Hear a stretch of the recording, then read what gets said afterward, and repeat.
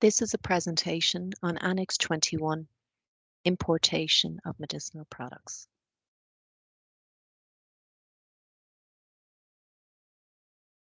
There are 4 sections to this presentation. What is importation and how is it regulated? The original conception and development of Annex 21, key concepts of Annex 21, and the final section will review some examples of importation scenarios received by the HPRA. What is importation and how is it regulated? There are many definitions of importation in the directives, regulation, and the EU Guide to GMP. One of these definitions can be found in the veterinary regulation. And looking at the highlights in bold, it clearly states that imports are products coming from third countries into the Union. And that essentially is what importation is. The importation of products and bulk products from outside the European Union, from third countries into the European community, into the European Union and member states. It is distinct from trade within the Union and transfer and trade of products between member states. What type of authorization is required to import? Again, there are many references to the requirement for a manufacturer or importer authorization, commonly referred to as an MIA. Many references in the regulations and directives that govern pharmaceutical products in Europe. These include the Veterinary Regulation, the Human Directive 2001/83, the Clinical Trial Regulation, and also GDP guidelines that specify that to import products, an importer must hold a manufacturer's authorization.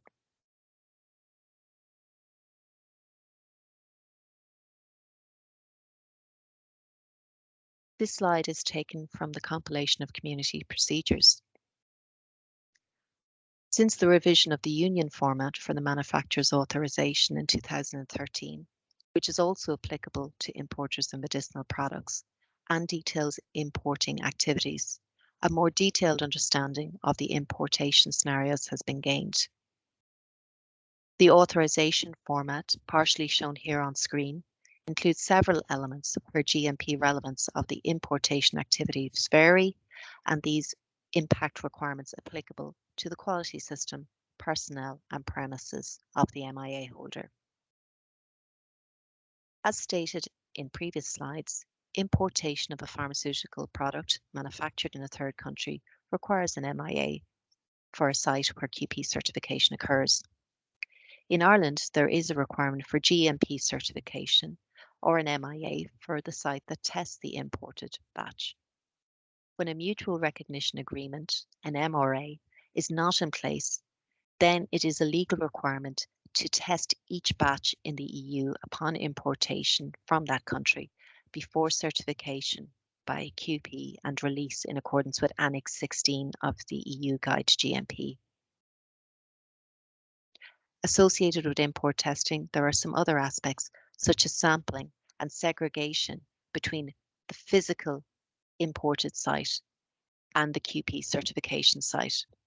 And therefore, if the sites are different, there is also an MIA required for the site of physical importation and for importation of an intermediate which undergoes further processing, for example, a biological active substance.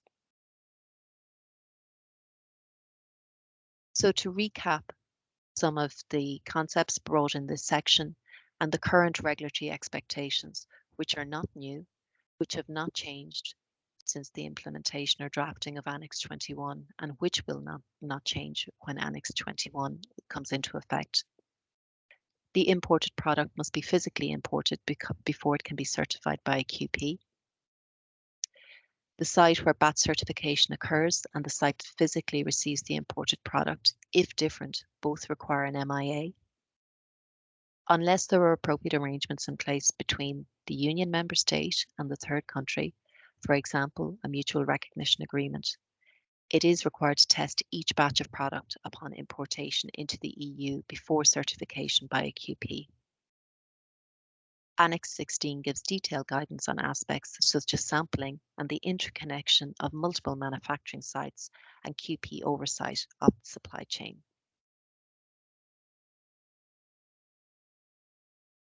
This section looks at the original concept for Annex 21 and the development of the Annex. The 2014 work plan of the GMP/GDP Inspector Working Group, or IWG, included a commitment to consider if there was a need for specific guidance for importers, to provide additional guidance on GMP requirements that are of particular relevance to importers, and on the extent those requirements apply to different entities involved in importation activities. A concept paper was published in May 2015. Within this concept paper, a problem statement was given. The increased complexity of supply chains and the observation at that time that most GMP non-compliant statements uploaded to UDRA GMDP pertained to third country manufacturers have given new areas where further guidance was considered by both the regulators and the industry to be needed. In particular, the requirements applicable to importers of medicinal products and concerning application of GMP requirements were traditionally orientated to activities performed at full manufacturing sites.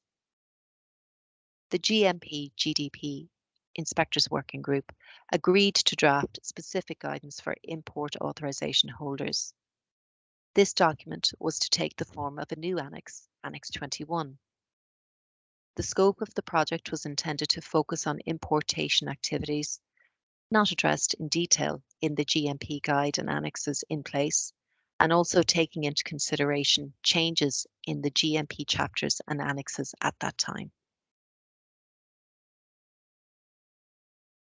A rapporteur team from Spain was nominated to form a drafting group, together with experts from competent authorities of Sweden, Ireland, UK, Finland, and Portugal.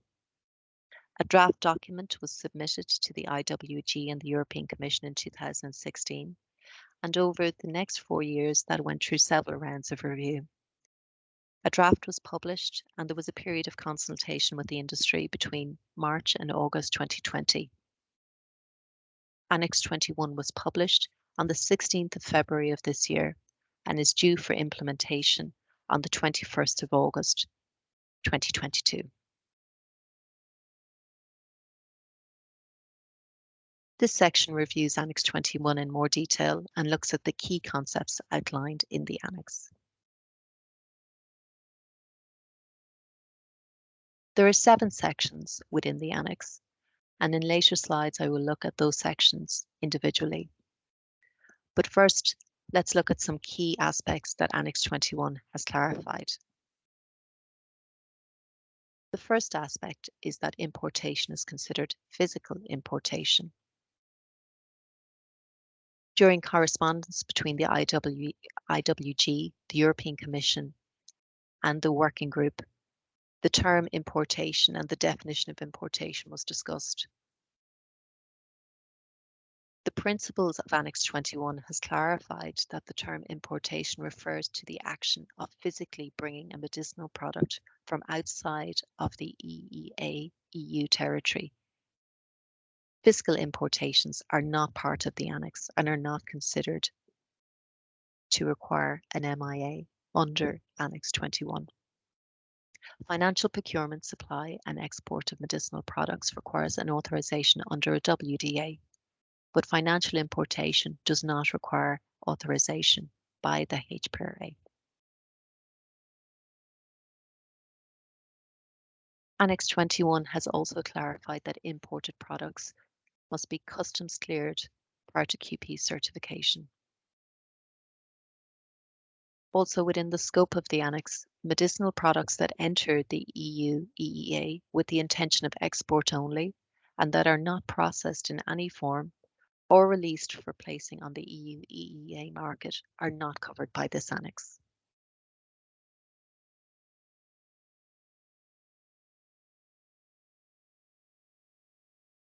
Going back to the structure of the Annex, in the Principles section, the Annex specifies that it applies to imported bulk products and intermediate products for human and veterinary use and for use in clinical trials.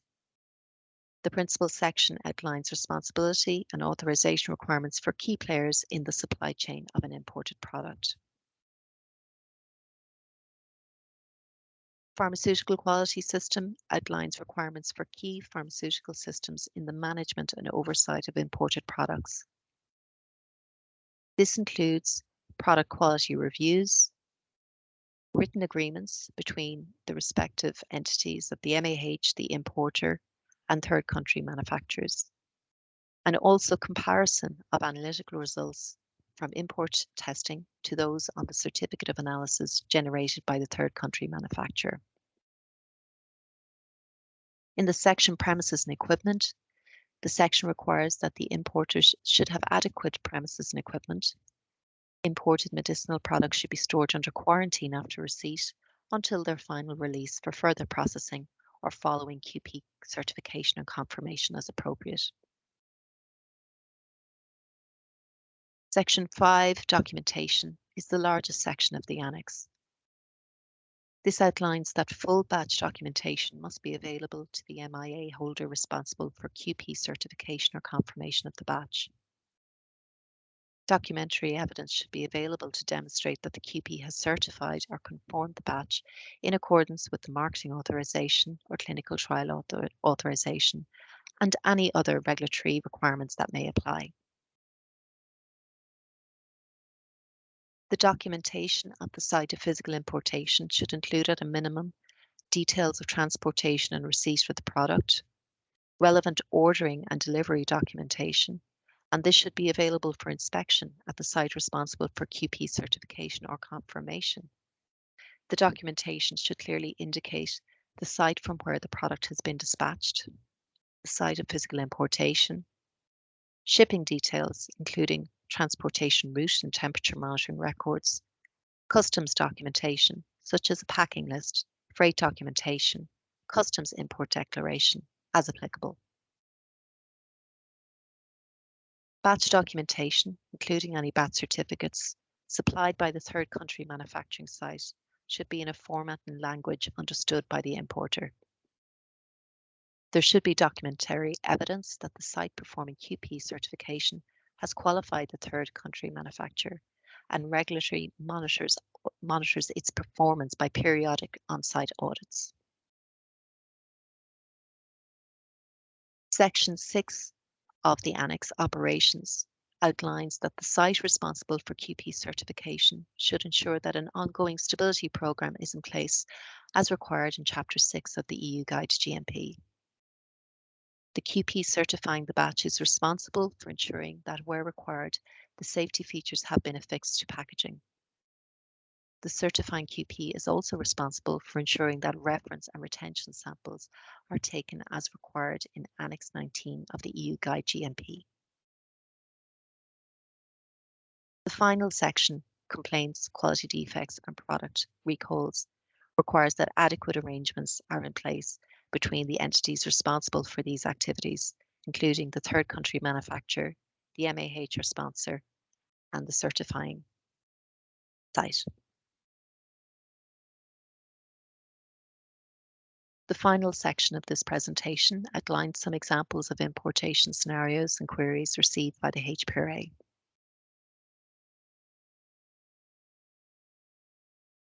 In example 1, a product is manufactured in South Africa, transported to the UK, tested in the UK, certified by a site in Ireland, and is supplied to the UK market. The HPRA were asked what kind of authorization was required to certify this product by the Irish company. The answer given was that in this scenario, the product is not considered imported into the EU as it is not physically received into an EU member state. As such, the supply chain is outside of authorised activities that can be issued under an MIA by the HPRA. In example 2, a medicinal product is manufactured in the EU and the manufacturer holds an MIA. Title to the medicinal product is passed to an entity in a third country, but the product remains physically in the EU. An Irish company wishes to acquire title from the entity in the third country. The question asked is, would it be possible to apply to the HPRA for an MIA for this activity? Further detail was given that the proposed Irish MIA holder also holds a WDA, or a wholesaler's distribution authorization, in order to facilitate the further sale of the medicinal products to other EU entities. The answer given to this scenario is that the HPRA does not issue an MIA for financial importation, and in this case, an MIA would not be granted to an Irish company for financial importation only.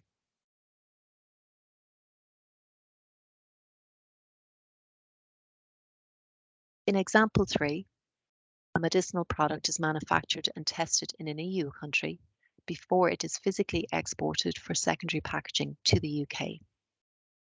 It re-enters the EU for sale and distribution to multiple EU markets. The question asked is, must the batch be retested after importation into the EU?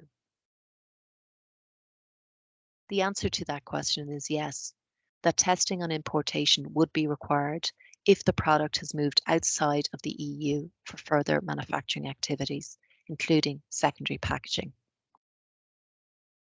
There are some exemptions for certain markets for products that are coming from the EU and from the UK. On the 20th of April 2022, Directive 2022/642 EC of the European Parliament entered into force. This directive amends Directives 2001/20 EC and 2001/83 EC regarding derogations from certain obligations concerning medicinal products for human use made available in the UK in respect of Northern Ireland, Cyprus, Ireland and Malta. This directive was brought into force to prevent shortages of medicines and ensure a high level of public health protection. In essence, this means that certain products coming from the UK are not required to fulfill importation requirements, for example, import testing. Further detail on the details of this directive can be found on the HPRA website, and there's further information as to how marketing authorization holders can apply to the HPRA for these derogations. In example 4, products are manufactured in Switzerland. The products are shipped from Switzerland to Germany for the EU market, and the products are shipped from Germany to all EU markets. There were 3 queries asked in this scenario. The first one is, will a local QP certification be required in each EU state if the product has already been QP released in Germany?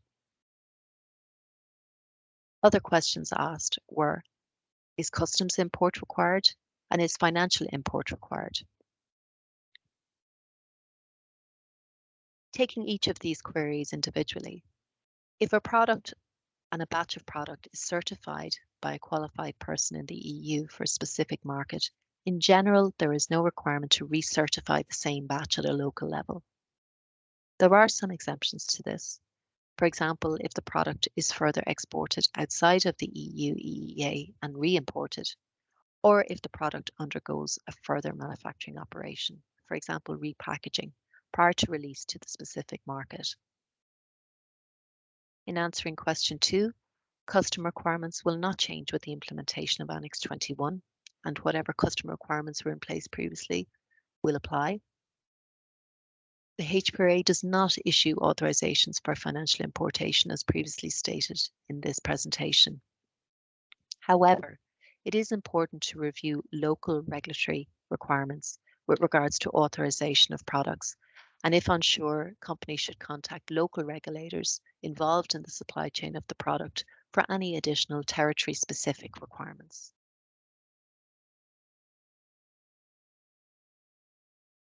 In scenario 5, a bulk dosage form is manufactured and QC tested in a country where there is an MRA in place with the EU.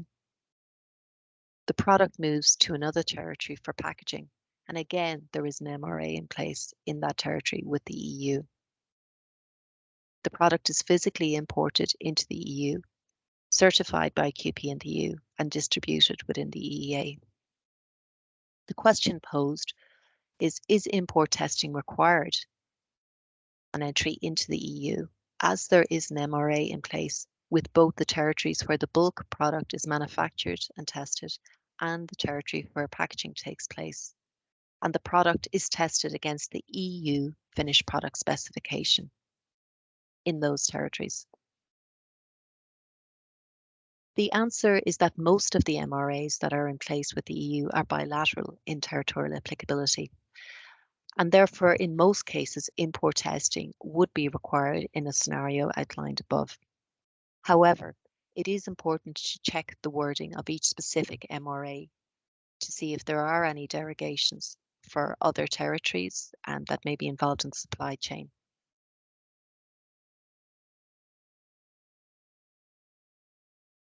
Some final thoughts on Annex 21 and importation.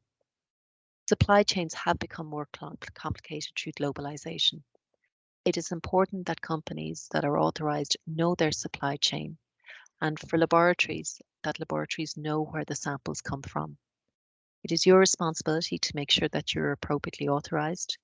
And if you're unsure of anything, please contact the HPRA at compliance@hpra.ie. Included in this presentation available on the website, there are some resources that provide further guidance on the regulatory requirements for imported products. Thank you.